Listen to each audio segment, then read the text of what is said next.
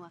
Mr. President, distinguished ladies and gentlemen, despite the Chilean bicentenary celebration of mainstream Republican achievements and aspirations, the Mapuche nation have little to celebrate, while still denied their right to develop in accordance with traditional spiritual values.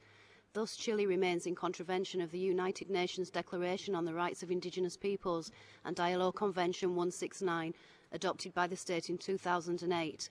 The Mapuche nation's legitimate ancestral territory had been successfully ecologically sustained in accordance with Mapuche spiritual values through thousands of years prior to the arrival of European settlers.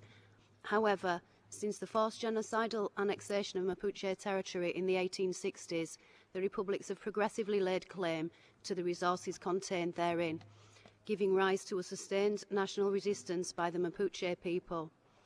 On July 12, 2010, 35 indigenous Mapuche political prisoners, including 2 minors, committed to hunger strike in order to highlight the historic abuses of their people under internationally condemned Chilean anti-terrorist law. Today represents day 72 of their protest, with 4 members already urgently admitted to hospital, suffering from symptoms of heart failure.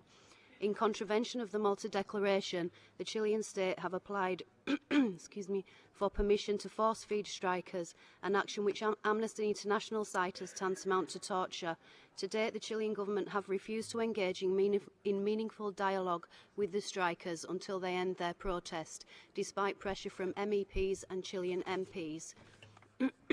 There are currently 31 Mapuche on probation, 57 held in detention by the Chilean state.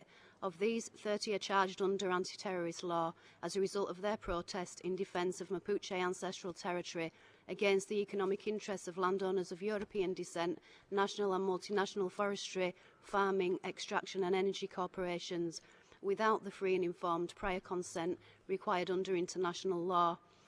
The militarisation of Mapuche regions, simultaneous trial in both military and civil courts, pre-trial detention, the use of faceless witnesses, application of anti-terrorist law and the incarceration of indigenous leaders and their families by successive Chilean governments must cease with immediacy in order to restore democracy for all under Chilean state law.